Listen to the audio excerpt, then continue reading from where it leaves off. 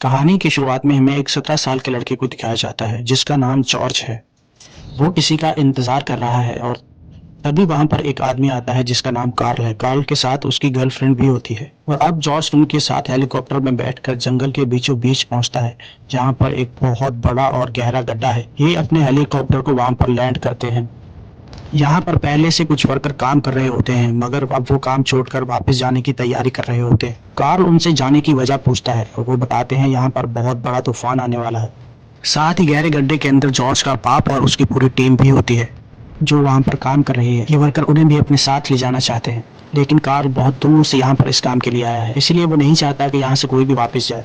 वहीं हमें गार के अंदर 2 किलोमीटर नीचे जॉर्ज के बाप और उसकी टीम को दिखाया जाता है जो वहां पर रिसर्च कर रहे होते हैं। दरअसल इस गार के अंदर पानी है और वो ये जानना चाहते हैं कि ये पानी कहाँ से आ रहा है। इनके साथ एक गोताखोर भी होती है जो कई दिनों से यहाँ पर है और वो गोताखोर बहुत कमजोर हो चुकी है क्योंकि पिछले कई दिनों से ना तो इन्होंने खुली हवा देखी है और ना ही धूप। दरअसल ये पानी में गोता लगाकर मुख्तलिफ रास्तों को तलाश करते हैं लेकिन आज वो गोता नहीं लगाती। वहीं हमें गार के ऊपर कार्ल और उसकी गर्लफ्रेंड को दिखाया जाता है। कार्ल की गर्लफ्रेंड अपने कंप्यूटर के ऊपर गार का 3D मैप देखती है। वो देखती है कि ये गार बहुत गहरा है और बहुत खूबसूरत भी है और फिर उसके बाद पैराशूट से ये गार के अंदर छलांग लगा देते हैं। वहीं हमें गार के नीचे दिखाया जाता है कि जॉर्ज का बाप उसी गोताखोर लड़की के साथ पानी के अंदर चला जाता है और आज इन्हें एक नया रास्ता दिखता है। जॉर्ज का बाप कहता है कि हमें इस रास्ते से अंदर जाना चाहिए। वो पहले अंदर चले जाते हैं मगर उनकी साथी गोताखोर लड़की फंस जाती है। वो उसकी मदद करने के लिए वापस आते हैं और उसे भी अंदर ले आते हैं और आज पहली बार ये इस जगह पर आए हैं। यहाँ इन्हें पानी की सतह दिख रही होती है जो कि बहुत ही दूर है। ये वहां पर जा तो सकते हैं लेकिन अगर ये वहां पर गए तो वापसी के लिए इनके पास ऑक्सीजन नहीं बचेगी, इसीलिए ये तय करते हैं कि ये वापस जाएंगे। जब ये वापस आ रहे होते हैं तो फीमेल गोताखोर लड़की का पाइप नुकीले पत्थर के साथ लगकर फट जाता है और ऑक्सीजन लीक होना शुरू हो जाती है। ऊपर सब ये मॉनिटर पर देख रहे होते हैं। वो सब के सब परेशान हो जाते हैं लेकिन वो चाहकर भी उनकी मदद नहीं कर सकते क्योंकि वो उनसे बहुत दूर है।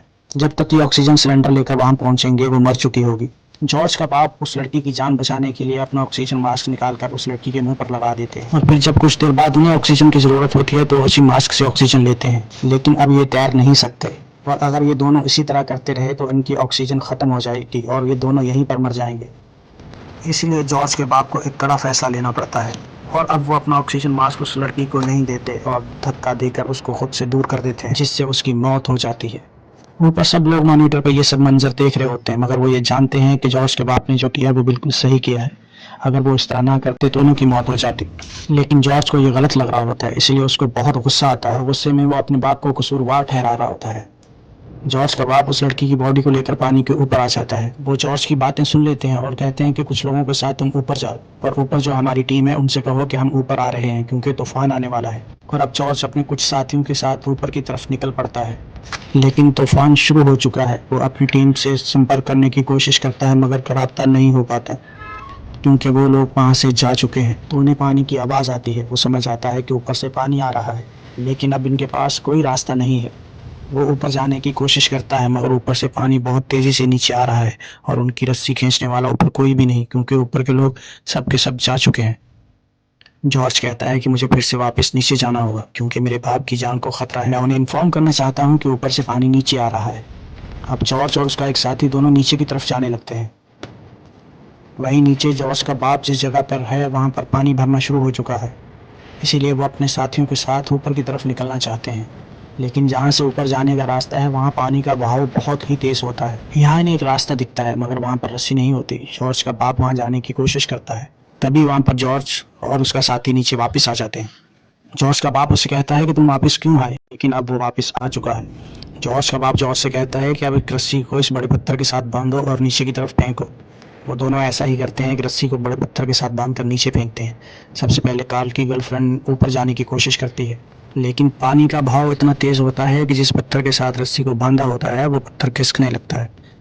जॉर्ज कार्ल की गर्लफ्रेंड को ऊपर भेजने की कोशिश कर रहा होता है, मगर पानी का बहाव इस कदर तेज होता है कि वो खुद भी कार्ल की गर्लफ्रेंड के साथ नीचे उस जगह पर गिर जाता है जहाँ पर उसका बाप पहले से ही है। जॉर्ज का वो साथी जिसने रस्सी को पत्थर के साथ बांधा था, वो पत्थर को रोकने की कोशिश कर रहा होता है, मगर पानी का बहाव इतना तेज होता है कि वो समझ आता है कि वो उस पत्थर को नहीं रोक सकता।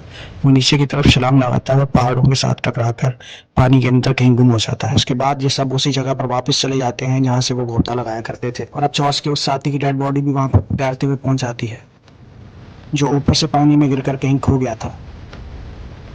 जॉर्ज का बाप उन सबसे कहता है कि अगर हमें अपनी जान बचानी है तो हमें पानी के अंदर गोता लगाना होगा और अपने यहाँ रास्ता तलाश करना होगा। ये पानी का सफ़र बहुत ख़तरनाक है क्योंकि आज तक यहाँ पर कोई नहीं गया, मगर उनके पास इसके अलावा कोई दूसरा रास्ता भी नहीं है, इसलिए सब के सब पानी के अंदर गोता लगाते हैं।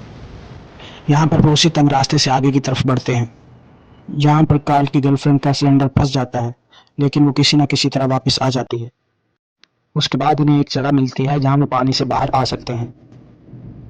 बाहर आने के बाद कार्ल की गर्लफ्रेंड को बहुत ज़्यादा ठंड लगती है क्योंकि उसने स्विमिंग ड्रेस नहीं पहना होता। यहाँ पर सब उसकी बॉडी को गर्म करने की कोशिश करते हैं। साथ ही उनका एक साथी होता है जिसके सीने पर एक गहरी चोट लगी होती है, मगर वो किसी को नहीं बताता। जॉर्ज अब अपने बाप से कहता है कि अब हमें क्या करना चाहिए। जॉर्ज का बाप उसे कहता है कि यहाँ हमारी मदद के लिए कोई नहीं आने वाला, हमें खुद ही रास्ता तलाश करना होगा और आगे बढ़ना होगा। ये सब के सब आगे बढ़ना शुरू कर देते हैं। इनका वो साथी जिसके सीने पर चोट लगी होती है वो सबसे पीछे रह जाता है। जॉर्ज उसके पास आता है, मगर वो जॉर्ज से कहता है कि मैं कुछ देर आराम करने के बाद तुम्हारे पीछे आऊँगा। जॉर्ज अपने बाप के पास वापस आता है। उसका बाप उससे पूछता है उस साथी के बारे में जो पीछे रह गया, तो जॉर्ज उसको बताता है कि वो कुछ देर आराम करने के बाद आएंगे। तो जॉर्ज का बाप समझ जाता है कि वो हमारे लिए मुसीबत नहीं बनना चाहता। वो उसको ढूंढने के लिए उसके पीछे जाते हैं, मगर वो खुद को एक गार में छुपा लेता है।